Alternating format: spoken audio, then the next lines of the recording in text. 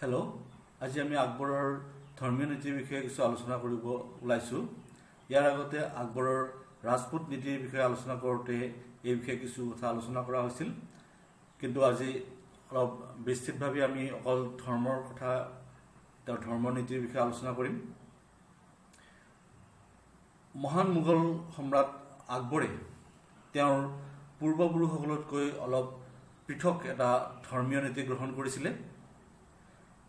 আমি যদি চাওঁ যে মোগলসকলৰ আগতেও চুলতানসকলে যেতিয়া ভাৰত শাসন কৰিছিল, এই সময়ছোৱাতো ধৰ্মই ৰাষ্ট্ৰৰ নীতিত এটা বিশেষ গুৰুত্ব পোৱা দেখিবলৈ পোৱা গৈছিল। ঠিক তেনেদৰে উলেমাসকল বা ধৰ্মীয় গুৰুসকলে ৰাজতন্ত্ৰৰ নীতিত বিশেষ এটা ভূমিকা পালন কৰিছিলে। আৰু এই ক্ষেত্ৰত দেখা গৈছিল যে ভাৰতৰ মুছলিমেও হিন্দুসকলক ইছলামসকলে সদায় অৱমাননা কৰিছিলে, অৱহেলা কৰিছিলে, তেওঁলোকক দুৰ্ব্যৱহাৰ কৰা হৈছিলে আৰু তেওঁলোকৰ ওপৰত বিভিন্ন ধৰণৰ কৰ, অনৈতিক কৰ কিছুমান জাপি দিয়া হৈছিলে আৰু তেওঁলোকক ৰাজকীয় কোনো কথাতে সুবিধা দিয়া হোৱা নাছিলে।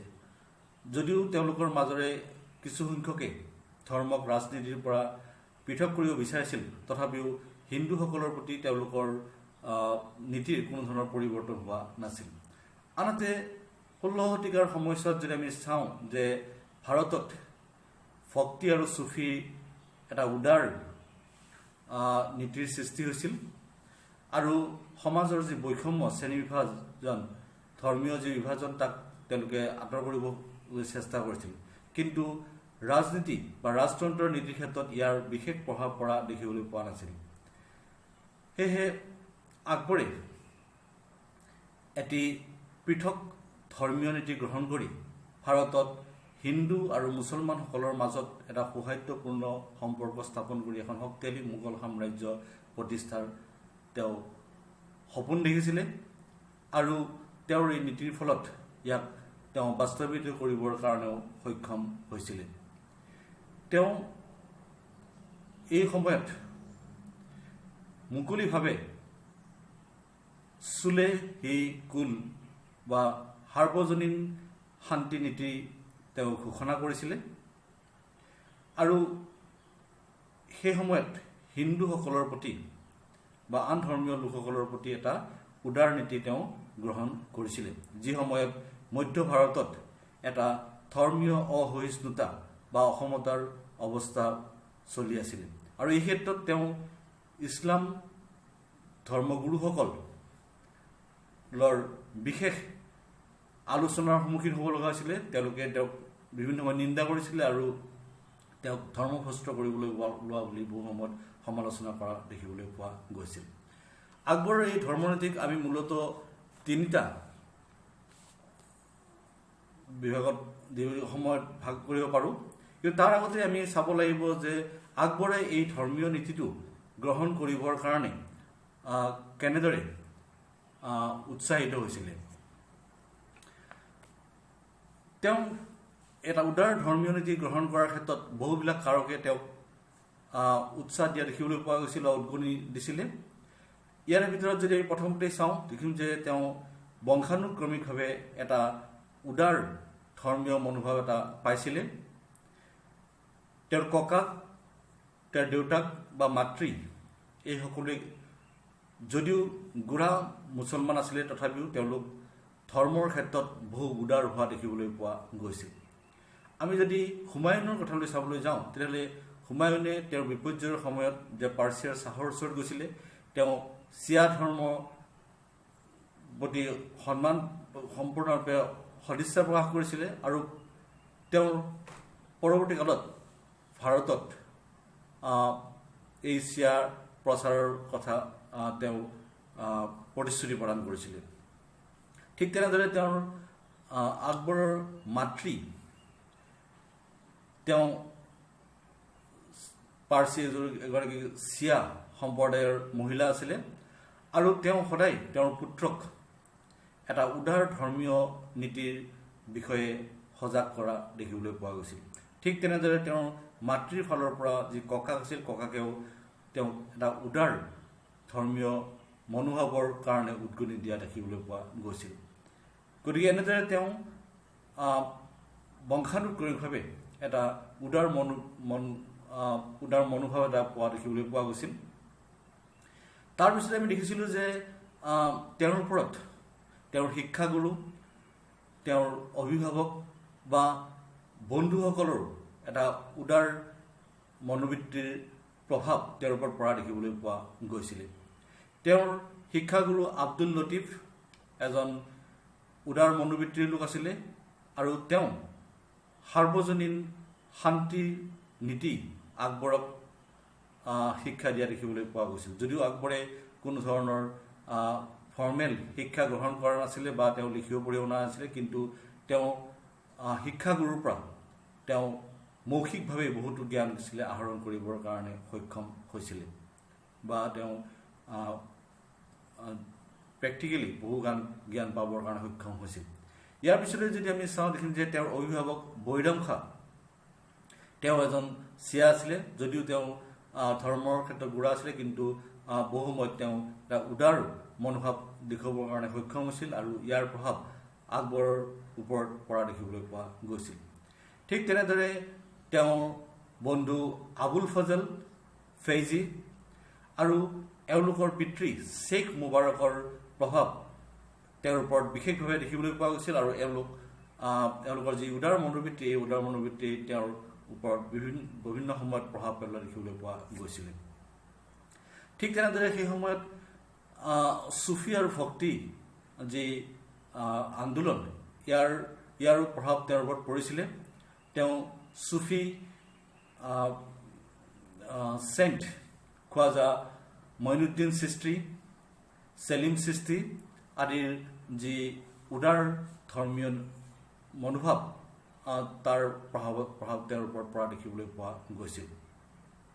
আনহাতে আমি যদি চাবলৈ যাওঁ তেতিয়াহ'লে দেখিম যে ৰাজনৈতিক যি উচ্চাকাংক্ষা, এই ৰাজনৈতিক উচ্চাকাংক্ষায়ো আকবৰক এটা উদাৰ ধৰ্মীয় নীতি গ্ৰহণ কৰিবৰ কাৰণে বাধ্য কৰিছিল।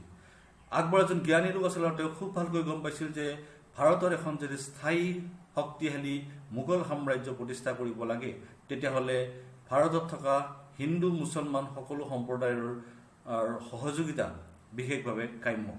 এই ক্ষেত্ৰত আমি দেখিছিলোঁ যে তেওঁ ৰাজপুতসকলৰ বিষয়ে এটা বিশেষ নীতি গ্ৰহণ কৰিছিল আৰু ৰাজপুতসকলক সদিচ্ছা তেওঁ পাবৰ কাৰণে সক্ষম হৈছিল আৰু এই ৰাজপুতসকলৰ সহায়তে তেওঁ এখন শক্তিশালী মোগল সাম্ৰাজ্য প্ৰতিষ্ঠা কৰিবৰ কাৰণে সক্ষম হৈছিল।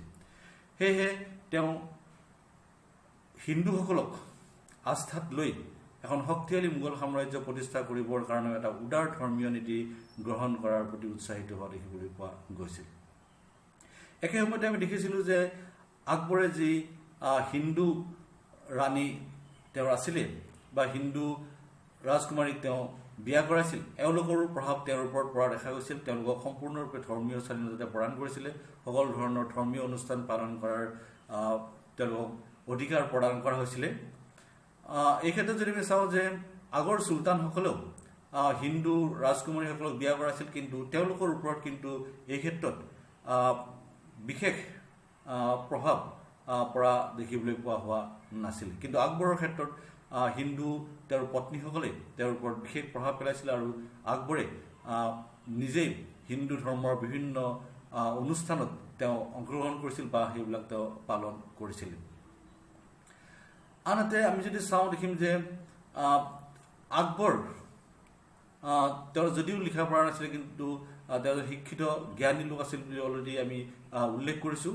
তেওঁৰ অন্তৰাত্মাৰ পৰা ধৰ্মীয় সত্যতা জনাৰ এটা আগ্ৰহ আগৰ পৰাই দেখিবলৈ পোৱা গৈছিল। বাদাউনিয়ে উল্লেখ কৰিছিল যে তেওঁ আৰম্ভণিৰ পৰাই ফতেহপুৰৰ পুৰণা যি ৰাজমহল আছিল তাৰ ডাঙৰ এচটা শিলত তেওঁ ঘণ্টাৰ পিছত ঘণ্টা ধৰি তেওঁ ধ্যান কৰিছিল আৰু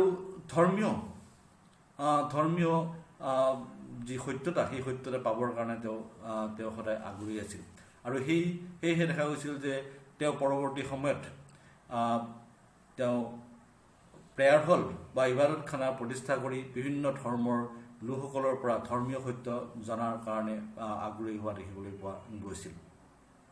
গতিকে এনেদৰে তেওঁৰ ধৰ্মৰ সত্যতাৰ বিষয়ে জানিবৰ প্ৰতি যি নিজস্ব এটা আগ্ৰহ আছিল, এই আগ্ৰহেও তেওঁক এটা উদাৰ ধৰ্মীয় মনোভাৱ লৈ সকলো ধৰ্মৰ বিষয়ে জনাৰ বাবে তেওঁক আগ্ৰহান্বিত কৰা দেখিবলৈ পোৱা গৈছিল। ইয়াৰ পিছতে আমি যদি চাওঁ দেখিম যে সেই সময়ত তেওঁ শাসনৰ প্ৰথম সময়ছোৱাত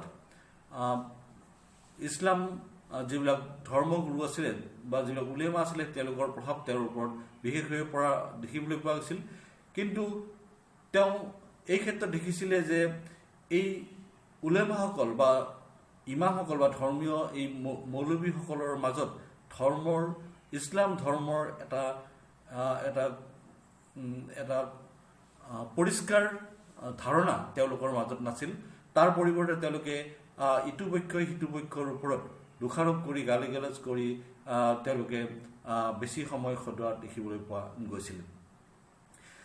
ইছলাম ধৰ্মৰ যি বিভিন্ন ফৈদ আছিলে সেই সময়ত সুন্নী, চিয়া, মাদাৰী বা চুফি এই সকলোৰে মাজত অনবৰত মতানৈক্য দেখিবলৈ পোৱা গৈছিল। ইটো পক্ষই সিটো পক্ষক আক্ৰমণ কৰা দেখিবলৈ পোৱা গৈছিল। গতিকে এই বিভিন্ন ফৈদৰ মাজত একতা আনিবৰ কাৰণেও তেওঁ এটা সুস্থিৰ ধৰ্মীয় নীতি গ্ৰহণ কৰি আগবঢ়াৰ বাবে তেওঁক উৎসাহিত কৰা দেখিবলৈ পোৱা গৈছিল। গতিকে এনেদৰে এই বিভিন্ন কাৰকবিলাকে আকবৰক সেই সময়ত এটা উদাৰ ধৰ্মীয় নীতি গ্ৰহণ কৰিবৰ কাৰণে উৎসাহিত কৰা দেখিবলৈ পোৱা গৈছিল। আকবৰৰ এই ধৰ্মীয় নীতিক আমি অলৰেডি কৈছোঁ যে আমি তিনিটা ভাগত ভাগ কৰিব পাৰোঁ। এই চাওঁ তিনিটা ভাগত ভাগ কৰিব পাৰোঁ। প্ৰথম যিটো ষ্টেজ সেইটো আছিলে 1556 পৰা 1575। দ্বিতীয় যিটো পৰ্যায় সেইটো 1575 পৰা 1581 আৰু তৃতীয় যিটো পৰ্যায় সেইটো আছিলে 1581 পৰা 1605। এই ক্ষেত্ৰত আমি দেখিম যে 1556 পৰা 60 সময়ছোৱাত তেওঁ বৈৰাম খানৰ অভিভাৱকত্বত আছিল আৰু বিশেষভাৱে সেই সময়ত তেওঁ নিজস্ব কোনো নীতি গ্ৰহণ কৰা দেখা পোৱা নাছিল। গতিকে এই ক্ষেত্ৰত আমি 1560 পৰা 1575 এই সময়ছোৱাত আকবৰৰ এই নীতিৰ বিষয়ে আলোচনা কৰিব পাৰোঁ। আমি যদি চাওঁ দেখিম যে আকবৰৰ এই প্ৰথম সময়ছোৱাত আকবৰে যদিও এটা কিছু পৰিমাণে উদাৰ ধৰ্মীয় নীতি গ্ৰহণ কৰিছিলে, তথাপিও সেই সময়ত কিন্তু তেওঁ এজন নৈষ্ঠিক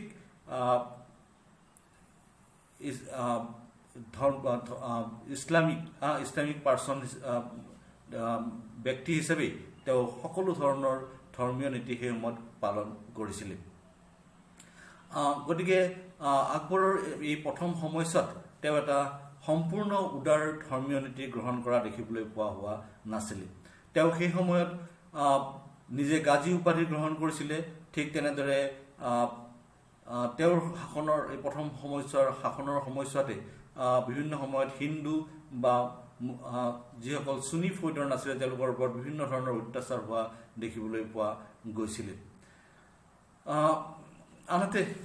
আনহাতে যদি আমি চাওঁ তেতিয়াহ'লে দেখিম যে আকবৰৰ এই সময়ছোৱাত তেওঁ সম্পূৰ্ণৰূপে উদাৰ নাছিলে। তাৰ প্ৰমাণ হিচাপে যদি আমি চাওঁ দেখিম যে যেতিয়া তেওঁ চিতুৰখন অধিকাৰ কৰিছিলে তেতিয়া তেওঁ উল্লেখ কৰিছিল যে এইটো আছিলে কাফিৰসকলৰ ওপৰত ইছলামৰ বিজয়। ঠিক তেনেদৰে সেই সময়ত তেওঁ পাকিস্তানৰ মোগল বিষয়াসকললৈ যি ফাটনামা পঠাইছিল সেইও সম্পূৰ্ণৰূপে এজন গোড়া মুছলমানৰ প্ৰতিচ্ছবি তাত দেখিবলৈ পোৱা গৈছিল। কিন্তু তেওঁৰ যি ৰাজনৈতিক আকাংক্ষা, এই ৰাজনৈতিক আকাংক্ষা লাহে লাহে তেওঁক এটা উদাৰ ধৰ্মীয় নীতি গ্ৰহণ কৰিবৰ কাৰণে বাধ্য কৰিছিল। আমি অলৰেডি আলোচনা কৰিছোঁ ৰাজপুত নীতিৰ ক্ষেত্ৰত যে তেওঁ 1562 খ্ৰীষ্টাব্দত জয়পুৰৰ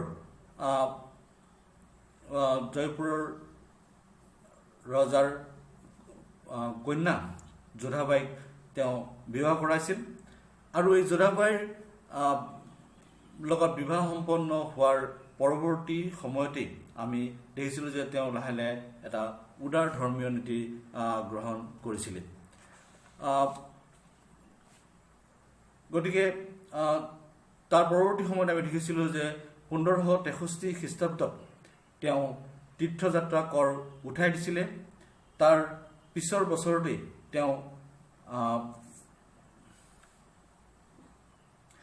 তেওঁ জিজিয়া কৰ 1564 খ্ৰীষ্টাব্দত জিজিয়া কৰ তেওঁ উঠাই দিছিলে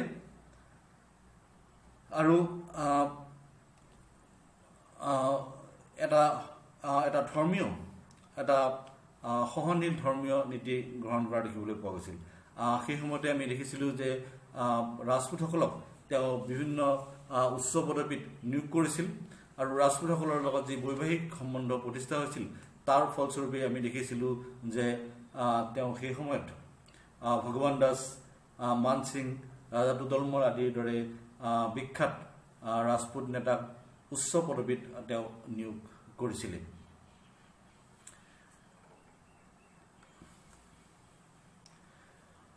ইয়াৰ পিছতে যদি আমি দ্বিতীয় পৰ্যায়লৈকে আহোঁ, 1575 পৰা 1581 খ্ৰীষ্টাব্দৰ এই সময়ছোৱাত এই দ্বিতীয় পৰ্যায়ত দেখা গৈছিল যে আকবৰৰ ধৰ্মীয় নীতিত এটা সম্পূৰ্ণ পৰিৱৰ্তন যেন দেখিবলৈ পোৱা গৈছিল। এই সময়ছোৱাতে তেওঁ সম্পূৰ্ণৰূপে এটা উদাৰ ধৰ্মীয় নীতি তেওঁ লৈছিলে আৰু এটা উদাৰ ধৰ্মীয় নীতিক সম্পূৰ্ণৰূপে প্ৰতিষ্ঠা কৰিবৰ কাৰণে কিছুমান শক্তিশালী পদক্ষেপ তেওঁ গ্ৰহণ কৰা দেখিবলৈ পোৱা গৈছিল। এই সময়ছোৱাৰ প্ৰথম অৱস্থাত দেখা গৈছিল যে তেওঁৰ ওপৰত চুফীসকলৰ প্ৰভাৱ লাহে লাহে বেছি হোৱা দেখিবলৈ পোৱা গৈছিল। তেওঁ মঈনুদ্দিন চিস্তিৰ দৰগাহত প্ৰায় তেওঁ প্ৰতি বছৰে তেওঁ তাত দৰ্শন কৰিবলৈ গৈছিলে আৰু সেই সময়ছোৱাত এই সময়ছোৱাৰ ভিতৰতে শ্বেখ মুবাৰক আৰু আমি অলৰেডি উল্লেখ কৰি অহাৰ দৰে তেওঁৰ দুই পুত্ৰ আবুল ফজল আৰু ফেইজি, তেওঁলোকৰ যি উদাৰ নীতি, এই উদাৰ নীতিৰ প্ৰভাৱ তেওঁৰ ওপৰত দেখিবলৈ পোৱা গৈছিলে।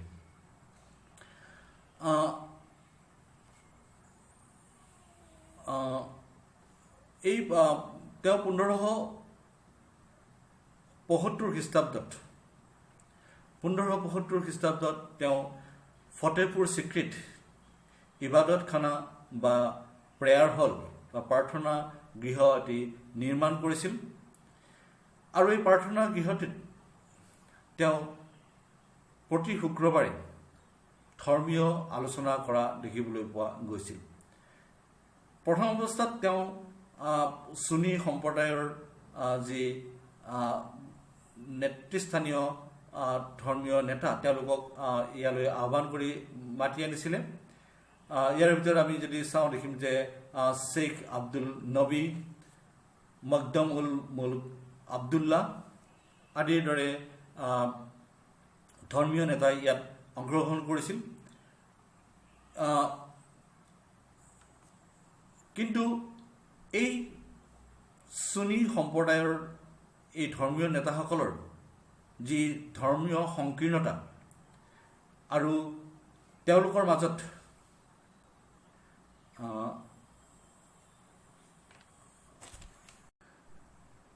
আৰু তেওঁলোকে ধৰ্মীয় যি আলোচনা, এই আলোচনাত যি এটা তেওঁলোকে ধৰ্মান্ধ এটা মতবাদ তেওঁলোকে প্ৰদৰ্শন কৰিছিল, তাত আকবৰ বিশেষভাৱে ক্ষুণ্ণ হোৱা দেখিবলৈ পোৱা গৈছিল।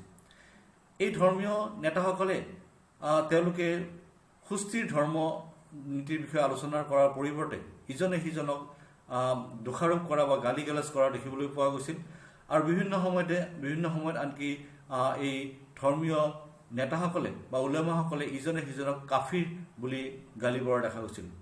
গতিকে এনেকুৱা এটা অৱস্থাত আকবৰ এই ধৰ্মীয় নেতাসকলৰ লৈ অতি তেওঁ বিষণ্ণ হোৱা দেখিবলৈ পোৱা হৈছিল বা ক্ষুণ্ণ হোৱা দেখিবলৈ পোৱা হৈছিল আৰু যাৰ ফলস্বৰূপে তেওঁ ইবাদতখানা বন্ধ কৰি দিছিলে। 1578 খ্ৰীষ্টাব্দত 1578ত তেওঁ পুনৰ ইবাদতখানা মুকলি কৰিছিল আৰু এইবাৰ তেওঁ অকল ইছলাম ধৰ্মৰ এই লোকসকলৰ পৰা ইছলাম ধৰ্মৰ বিষয়ে শুনাৰ পৰিৱৰ্তে আন আন ধৰ্মৰ লোকসকলকো তেওঁ ইয়ালৈ আহ্বান কৰি আনিব আৰম্ভ কৰিছিল। এই ক্ষেত্ৰত আমি মুছলমানসকলৰ যি ধৰ্মীয় গুৰু তেওঁলোকৰ সুন্নী চিয়া বা চুফীসকলেও তেওঁ অলৰেডি তাত মাতি আনিছিল আৰু তেওঁলোকৰ পৰা তেওঁ বিশেষ এটা তেওঁৰ পচন্দ হোৱা বা তেওঁ সন্তুষ্ট হৈ কোনো ধৰ্মীয় বিশ্লেষণ তেওঁলোকৰ পৰা পাবৰ কাৰণে সক্ষম হোৱা নাছিল আৰু সেয়েহে পৰৱৰ্তী সময়ত তেওঁ হিন্দু জৈন পাৰ্চী আদি খ্ৰীষ্টান ধৰ্মীয় যাজকসকলেও তেওঁৰ এই ধৰ্ম বা ইবাদতখানালৈ তেওঁ আহ্বান কৰি আনিছিলে। এই আন ধৰ্মৰ এই ধৰ্মীয় নেতাসকলৰ যি ধৰ্মীয় আলোচনা এই আলোচনাই তেওঁক বিশেষভাৱে প্ৰভাৱান্বিত কৰা দেখিবলৈ পোৱা গৈছিল। এই ক্ষেত্ৰত যদি আমি প্ৰথমতে চাওঁ হিন্দু পণ্ডিতসকলৰ বিষয়ে বা ধৰ্মীয় লোকসকলৰ বিষয়ে যদি চাওঁ দেখিম যে এই ইবাদতখানাত ধৰ্মীয় হিন্দু ধৰ্মৰ পৰা পুৰুষোত্তম দেৱী আদিৰ দৰে বিজ্ঞ লোকে ইয়াত অংশগ্ৰহণ কৰিছিলে আৰু এওঁলোকে হিন্দু ধৰ্মৰ বিভিন্ন যি শিক্ষণ বা ৰীতি নীতি তাৰ বিষয়ে সম্ৰাটক অৱগত কৰাইছিল। বিভিন্ন যি পূজা পাৰ্বণৰ যি নীতি বা ব্যৱস্থা তাৰ বিষয়ে তেওঁক জনাইছিলে। হিন্দু ধৰ্মৰ বিভিন্ন দেৱ দেৱীৰ বিষয়ে জনাইছিলে, যিটো আত্মা পৰমাত্মাৰ বিষয়ে তেওঁক জনাইছিলে। গতিকে এনেদৰে তেওঁলোকে হিন্দু ধৰ্মৰ যি এটা ধৰ্মীয় যি এখন ছবি সেই ছবিখন সম্ৰাটৰ আগত দাঙি ধৰিবৰ কাৰণে সক্ষম হৈছিল আৰু এনেদৰে হিন্দু ধৰ্মৰ এই শিক্ষণে আকবৰৰ ওপৰত বিশেষভাৱে প্ৰভাৱ পেলোৱা দেখিবলৈ পোৱা গৈছিল আৰু আমি অলৰেডি আলোচনা কৰিছোঁ যে তেওঁ তাৰ ফলস্বৰূপে তেওঁ হিন্দু ধৰ্মৰ বিভিন্ন যি ধৰ্মীয় অনুষ্ঠান সেই ধৰ্মীয় অনুষ্ঠান নিজাকৈ তেওঁ নিজেই গৈ তাত অংশগ্ৰহণ কৰা দেখিবলৈ গৈছিল। তেওঁ নিজে মন্দিৰ দৰ্শন কৰিছিলে, বিভিন্ন ধৰ্মীয় উৎসৱত তেওঁ হিন্দুৰ সাজপাৰ তেওঁ পৰিধান কৰিছিলে, আনকি তেওঁ তেওঁৰ মাতৃৰ মৃত্যুত তেওঁ মুণ্ডন কৰিছিলে। গতিকে এনেদৰে হিন্দু ধৰ্মৰ যি শিক্ষণ যি ব্যৱস্থা সেয়ে তেওঁৰ ওপৰত বিশেষ প্ৰভাৱ পেলোৱা দেখিবলৈ পোৱা গৈছিল। ইয়াৰ পিছতে আমি যদি জৈন ধৰ্মীয় গুৰুসকলৰ কথা চাওঁ দেখিম যে হীৰা বিজয় চুৰী, বিজয় সেন চুৰী, ভানুচন্দ্ৰ উপাধ্যায়, জিনচন্দ্ৰ আদিৰ দৰে জৈন পণ্ডিতসকলে তেওঁৰ ইবাদতখানাত অংশগ্ৰহণ কৰিছিলে আৰু এওঁলোকেও জৈন ধৰ্মৰ বিভিন্ন যি ধৰ্মীয় নীতি এই ধৰ্মীয় নীতিৰ বিশ্লেষণেৰে আকবৰক বা সম্ৰাট আকবৰক বিশেষভাৱে আকৰ্ষিত কৰিবৰ কাৰণে সক্ষম হৈছিল। এই জৈন যি ধৰ্মীয় গুৰু এই ধৰ্মীয় গুৰুসকলৰ প্ৰভাৱ আকবৰৰ ওপৰত ইমান বেছি আছিল যে পৰৱৰ্তী সময়ত দেখা গৈছিল যে তেওঁ আনকি এওঁলোকৰ প্ৰভাৱত যি কাৰাবন্দী বা সাজত ভৰাই থোৱা যি পক্ষী বা চৰাই এওঁলোকক দিছিলে মুকলি কৰি দিছিল। ঠিক তেনেদৰে তেওঁ জীৱ হত্যা কিছুমান বিশেষ দিনত জীৱ হত্যা বন্ধ কৰিছিলে। ঠিক তেনেদৰে তেওঁ নিজেই মাংস খোৱা বন্ধ কৰিছিলে। ঠিক তেনেদৰে তেওঁ চিকাৰ কৰা বন্ধ কৰি দিছিলে। এনেদৰে এই জৈন যি ধৰ্মীয় নেতাসকলৰ যি অহিংসা নীতি বা যি ব্যৱস্থা তাৰ প্ৰভাৱ তেওঁৰ ওপৰত বিশেষভাৱে পৰা দেখিবলৈ পোৱা গৈছিলে। ইয়াৰ পিছতে যদি আমি চাওঁ পাৰ্চী স্কলাৰসকল যিসকলে জৰ'ষ্ট্ৰিয়ান ধৰ্ম পালন কৰে, এওঁলোকৰ প্ৰভাৱ তেওঁৰ ওপৰত আকবৰৰ ওপৰত বিশেষভাৱে পৰা দেখিবলৈ পোৱা গৈছিলে আৰু এওঁলোকৰ প্ৰভাৱতে তেওঁ আনকি সূৰ্যৰ পূজা কৰিব আৰম্ভ কৰিছিল। যি সূৰ্য আছিলে সকলো ধৰণৰ জুই বা অগ্নিৰ মূল কেন্দ্ৰ, গতিকে সূৰ্য আৰু জুইৰ উপাসনা তেওঁ কৰা দেখিবলৈ পোৱা গৈছিলে। ইয়াৰ পিছতে যদি আমি চাওঁ দেখিম যে তেওঁ গোৱাৰ পৰা জেছুইট ফাদাৰসকলকো এই ইবাদতখানালৈ আহ্বান কৰি আনিছিলে। এই জেছুইট যি ফাদাৰসকল এই জেছুইট ফাদাৰসকলৰ যি ধৰ্মীয় বিশ্লেষণ এই ধৰ্মীয় বিশ্লেষণৰ পৰৱৰ্তী সময়ত আকবৰক ক্ষুণ্ণ কৰা দেখিবলৈ পোৱা গৈছিলে। এই ক্ষেত্ৰত যদি আমি চাওঁ দেখিম যে এই খ্ৰীষ্টান জেচুইট ফাদাৰসকলে আকবৰক আনকি খ্ৰীষ্টান ধৰ্মলৈ পৰিৱৰ্তন কৰিব গৈছিলে, যিটো তেওঁলোকে সফল হোৱা নাছিল, আৰু তাৰ ফলস্বৰূপে তেওঁলোকে মুছলমান ধৰ্মক বিভিন্ন ধৰণে সমালোচনা কৰা দেখিবলৈ পোৱা গৈছিল, আৰু ইয়াৰ ফলস্বৰূপে আকবৰ তেওঁলোকৰ ওপৰত ক্ষুণ্ণ হোৱা দেখিবলৈ পোৱা গৈছিলে। ইয়াৰ পিছতে আমি যদি চাওঁ শিখ গুৰুসকলেও আকবৰৰ ইবাদতখানাত আহি উপস্থিত হৈছিলে, আৰু তেওঁলোকেও সম্ৰাটৰ ওপৰত বিশেষভাৱে তেওঁলোকে প্ৰভাৱ পেলাবৰ কাৰণে সক্ষম হৈছিলে। আৰু এই শিখ গুৰুসকলৰ যি ধৰ্মীয় বিশ্লেষণ, এই বিশ্লেষণত তেওঁ ইমান সন্তুষ্ট হৈছিল যে তেওঁ এবছৰৰ কাৰণে শিখ অঞ্চলৰ সকলো লোকৰ এই যি ভূমিকৰ, এই ভূমিকৰ এবছৰৰ কাৰণে ৰেহাই দিছিলে। গতিকে এনেদৰে দেখা গৈছিল যে ইবাদতখানালৈ তেওঁ বিভিন্ন ধৰ্মৰ এই ধৰ্মগুৰুসকলক বা বিজ্ঞ লোকসকলক মাতি আনি এই বিভিন্ন ধৰ্মৰ বিষয়ে তেওঁ জানিবৰ কাৰণে সক্ষম হৈছিল, আৰু তাৰ ফলস্বৰূপে দেখা গৈছিল যে তেওঁ দেখিছিল যে সকলো ধৰ্মৰ মূল বাণী, মূল কথাখিনি যেন একেই, শান্তি, কিন্তু ইয়াক প্ৰতিষ্ঠা কৰাৰ ক্ষেত্ৰতহে বিভিন্ন ধৰ্মৰ যি নীতি, সেই নীতি কিছু পৰিৱৰ্তন দেখিবলৈ পোৱা গৈছিলে। গতিকে আকবৰে এই সময়ছোৱাত তেওঁ এই বিভিন্ন ধৰ্মীয় নেতাসকলৰ পৰা বিভিন্ন ধৰ্মৰ আদৰ্শ, দৰ্শন বা তত্ত্ববিলাক আছিলে তেওঁ আহৰণ কৰি ল'বৰ কাৰণে সক্ষম হৈছিল। ইয়াৰ পৰৱৰ্তী কালতেই আকবৰৰ এই ধৰ্মীয় নীতিৰ ক্ষেত্ৰত বিশেষ পৰিৱৰ্তন দেখিবলৈ পোৱা গৈছিলে। সেই সময়ত মোগল সাম্ৰাজ্যৰ যি ইছলাম ধৰ্মীয় নেতাসকল, উলেমাসকল বা ইমামসকলে সাধাৰণ আন ধৰ্মৰ লোকসকলৰ ওপৰত বিভিন্ন ধৰণে অত্যাচাৰ কৰা দেখিবলৈ পোৱা গৈছিল। আনকি যিবিলাক বিচাৰক আছিলে,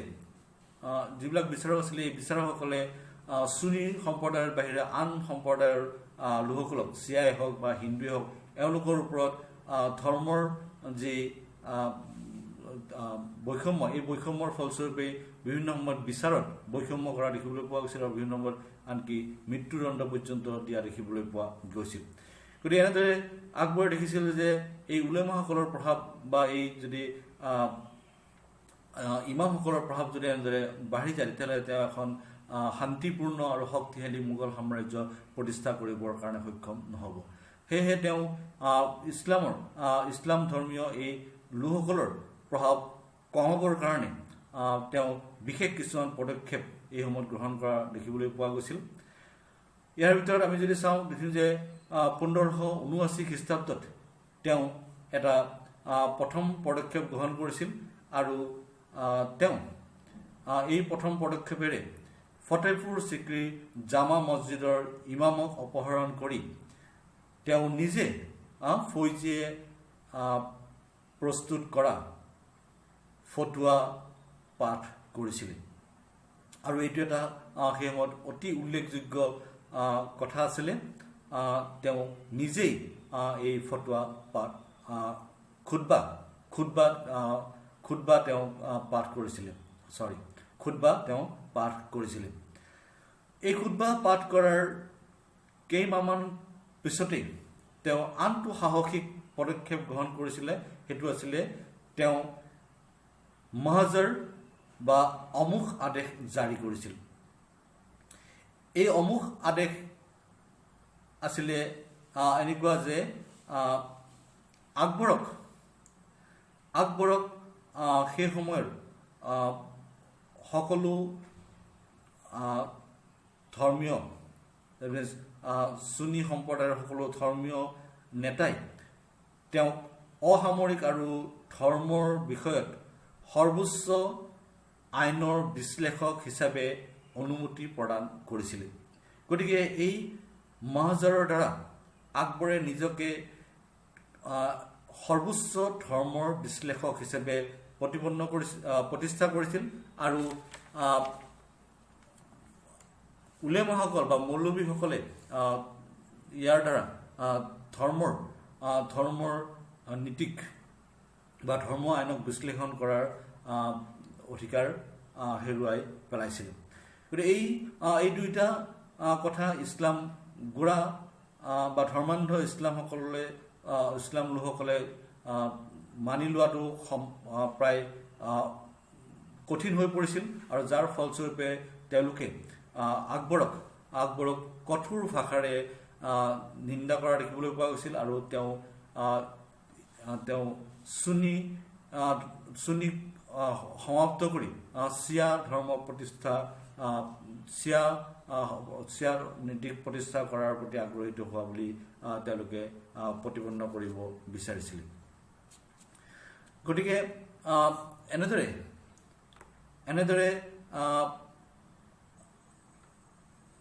দেখা গৈছিল যে আকবৰে এটা শক্তিশালী কিছুমান পদক্ষেপেৰে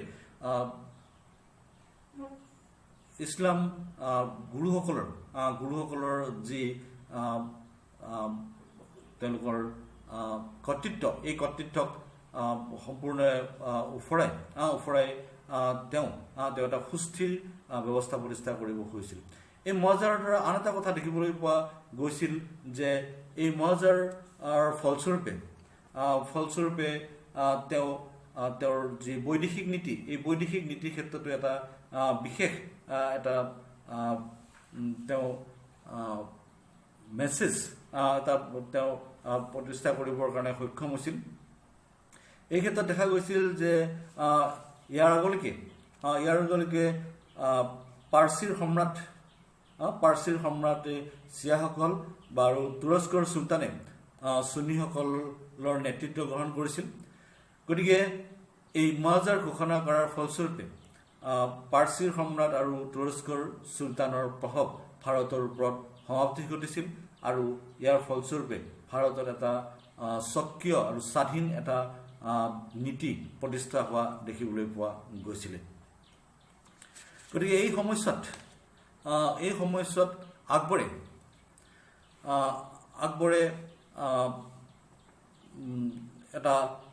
এটা শক্তিশালী পদক্ষেপেৰে এটা উদাৰ ধৰ্মীয় নীতি গ্ৰহণ কৰিবৰ কাৰণে সক্ষম হৈছিল। ইয়াৰ উপৰিও তেওঁ এই উদাৰ ধৰ্মীয় নীতিটোক এটা ৰূপ দিবৰ কাৰণে বিভিন্ন ধৰণৰ আন কিছুমান পদক্ষেপ লোৱা দেখিবলৈ পোৱা গৈছিল। এই ক্ষেত্ৰত যদি আমি চাওঁ, দেখিম যে তেওঁ সকলো ধৰ্মকে তেওঁলোকৰ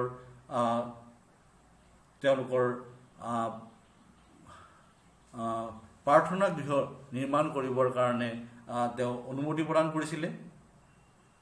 সকলো ধৰ্মই শান্তিপূৰ্ণভাৱে নিজৰ ধৰ্ম পালন কৰিব বা তেওঁলোকৰ বিভিন্ন যি উৎসৱ পালন কৰাৰ অনুমতি প্ৰদান কৰিছিলে। ঠিক তেনেদৰে তেওঁ যুদ্ধৰ বন্দীসকলক আগতে বলপূৰ্বকভাৱে ইছলাম ধৰ্মলৈ পৰিৱৰ্তিত কৰা যি নীতি, সেই নীতিক তেওঁ ৰোধ কৰিছিলে। ঠিক তেনেদৰে কাৰোবাক যদি তেওঁৰ মতৰ বিপৰীতে ইছলাম ধৰ্মলৈ বলপূৰ্বকভাৱে পৰিৱৰ্তন কৰা হৈছিল, তেতিয়াহ'লে তেওঁ যদি ইচ্ছা কৰে তেতিয়াহ'লে পুনৰ আগৰ ধৰ্ম লৈ ঘূৰি আহিবৰ কাৰণে তেওঁ অনুমতি প্ৰদান কৰা হৈছিলে। ঠিক তেনেদৰে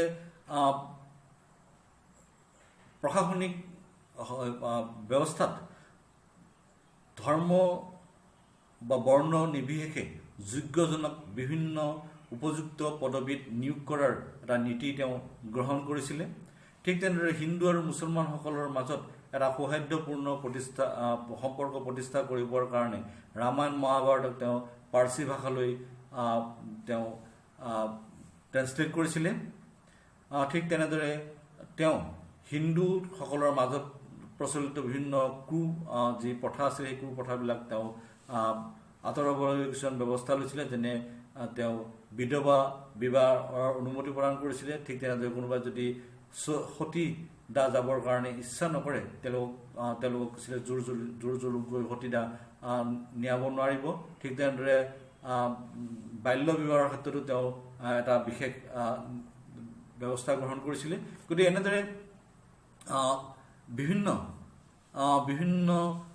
ব্যৱস্থাৰে তেওঁ এই সময়ছোৱাত এটা সম্পূৰ্ণৰূপে উদাৰ ধৰ্মীয় নীতি গ্ৰহণ কৰা দেখিবলৈ পোৱা গৈছিল আৰু হিন্দু মুছলমান বা সকলো ধৰ্ম নিৰ্বিশেষে সকলোকে তেওঁৰ সাম্ৰাজ্যত এটা মৰ্যাদা দিবৰ কাৰণে তেওঁ চেষ্টা কৰিছিলে। এতিয়া যদি আমি আহোঁ তৃতীয় তেওঁৰ যি ষ্টেজ 1581 পৰা 1605, তেতিয়াহ'লে দেখিম যে এই সময়ছোৱাত তেওঁৰ ধৰ্মৰ যি নীতি, এই ধৰ্মৰ নীতি এটা বিশেষ পৰ্যায়ত গৈ উপনীত হৈছিলগৈ। তেওঁ কাবুলৰ পৰা উভতি অহাৰ পিছতে তেওঁ সভাসদসকলক এখন সভাত উপস্থিত কৰাইছিল আৰু তাতে তেওঁ এটা ধৰ্মীয় নীতি, এটা ধৰ্মৰ বিষয়ে তেওঁ ঘোষণা কৰিছিলে। এইটো আছিলে দিন-ই-ইলাহী। গতিকে 1582 খ্ৰীষ্টাব্দৰ তেওঁৰ যি পৰিষদৰ যি সভা, এই সভাত তেওঁ এই ধৰ্মক প্ৰতিষ্ঠা কৰা দেখিবলৈ পোৱা গৈছিল। দিন-ই-ইলাহী বা তৌহিদ-ই-ইলাহী, এই ধৰ্ম তেওঁ ঘোষণা কৰিছিলে। এইটো একচুৱেলি কোনো এটা ধৰ্ম নাছিলে, কাৰণ এই ক্ষেত্ৰত দেখা গৈছিল যে এই ধৰ্মীয় যিটো ব্যৱস্থা তেওঁ ঘোষণা কৰিছিলে, ইয়াত আন ধৰ্মৰ পৰা সম্পূৰ্ণৰূপে এইটো ছিলে পৃথক দেখা গৈছিলে। এই ধৰ্মীয় তেওঁৰ যিখিনি নীতি, এই নীতিখিনি সম্পূৰ্ণৰূপে যুক্তিবাদৰ ওপৰত প্ৰতিষ্ঠিত আছিলে। ইয়াত কোনো ধৰ্মীয় মতবাদ ইয়াক কোনো প্ৰতিষ্ঠা কৰিবৰ কাৰণে চেষ্টা কৰা হোৱা নাছিলে। আনহাতে এই ধৰ্মত কোনো ধৰণৰ গড বা কোনো ধৰণৰ প্ৰফেট বা ধৰ্ম প্ৰচাৰৰ ব্যৱস্থা ইয়াত নাছিলে। এই ব্যৱস্থাত সম্ৰাট আকবৰেই প্ৰধান প্ৰদৰ্শক হিচাপে তেওঁ প্ৰতিষ্ঠিত হৈছিলে। এই ধৰ্মটো চলাই নিবৰ কাৰণে কোনো ধৰণৰ পুৰোহিত বা ইয়াৰ ধৰ্ম প্ৰচাৰক ইয়াত কিছিলে নিয়োগ কৰা হোৱা নাছিলে। এই ধৰ্ম কোনো ধৰণৰ এটা লিখিত এটা লিটাৰেচাৰ, সাহিত্য ইয়াৰ পোৱা নাযায়। আনহাতে এই ধৰ্মক কাৰো ওপৰত জাপি দিবৰ কাৰণেও চেষ্টা কৰা হোৱা নাছিলে। গতিকে দেখা গৈছিল যে এই ধৰ্মটো আন ধৰ্মতকৈ কিছু পৃথক আছিলে। এই ধৰ্ম যিসকলে গ্ৰহণ কৰিব, এই নীতি যিসকলে গ্ৰহণ কৰিব, তেওঁলোকে বিশেষ কিছুমান ব্যৱস্থা তেওঁলোকে মানি চলিব লাগিব। যেনে তেওঁলোকে এজনে আনজনৰ যেতিয়া সন্মুখীন হ'ব, তেতিয়া প্ৰথমজনে আনজনক আল্লাহু আকবৰ বুলি সম্বোধন কৰিব লাগিব আৰু আনজনে প্ৰতি সম্বোধন হিচাপে জল্লাল্লাহু বুলি সঁহাৰি জনাব লাগিব। ঠিক তেনেদৰে এই ক্ষেত্ৰত দেখা গৈছিল যে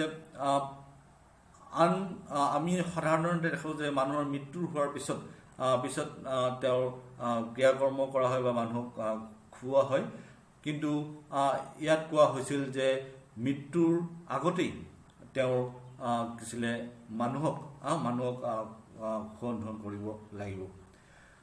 ঠিক তেনেদৰে জন্মদিনত তেওঁ সেই ব্যক্তিজনে বেলেগক ভক্ষণ কৰাব লাগিব। তেওঁ মাংস খাব নোৱাৰিব, পাৰ্টিকুলাৰলি বিফ, গৰু মাংস বন্ধ কৰা হৈছিলে। আনহাতে এই ব্যৱস্থাত চেৰিটি বা আনৰ দান দক্ষিণাৰ ব্যৱস্থা বা আনৰ ভাল এই ব্যৱস্থা কৰা হৈছিলে।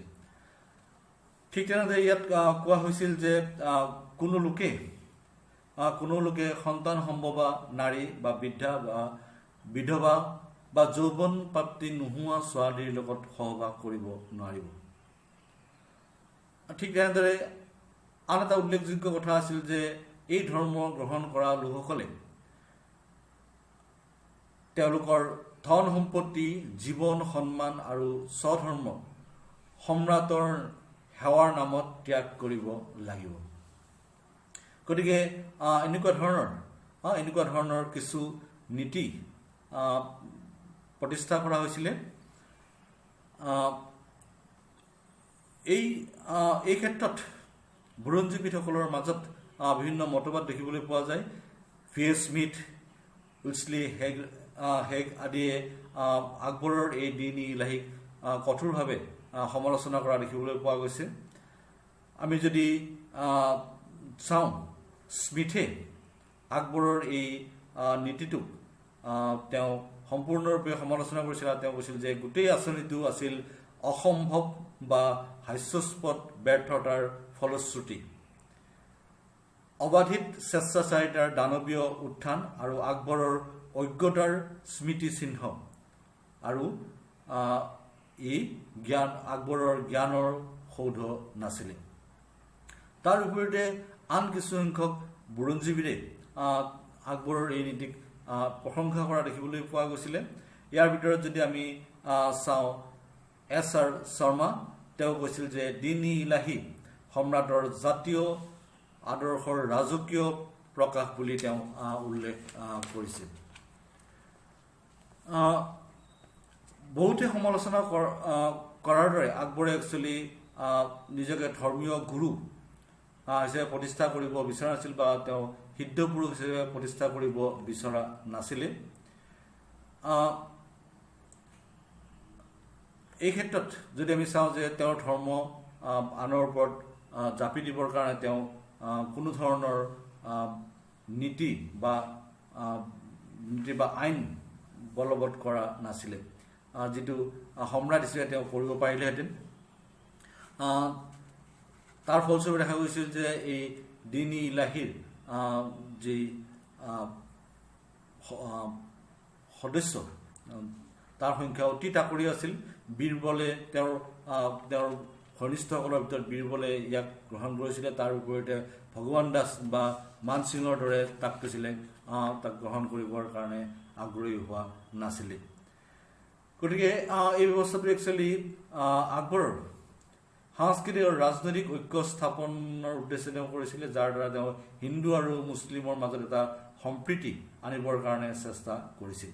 গতিকে আকবৰৰ এই নীতি দেখিছিলোঁ যে আমি যে আকবৰৰ এই সাৰ্বজনীন সহিষ্ণু নীতিৰে ই এটা ফলশ্ৰুতি আছিল আৰু তেওঁৰ সাম্ৰাজ্যত বিভিন্ন ধৰ্মাৱলম্বী লোকসকলৰ মাজত যি তিক্ততা, এই তিক্ততাক নাশ কৰিবৰ কাৰণে এটা সম্প্ৰীতি আৰু সৌহাৰ্দ্য প্ৰতিষ্ঠা কৰিবৰ কাৰণে তেওঁ এই ধৰ্মৰ নীতি বিশেষভাৱে প্ৰতিষ্ঠা কৰা দেখিবলৈ পোৱা গৈছিল।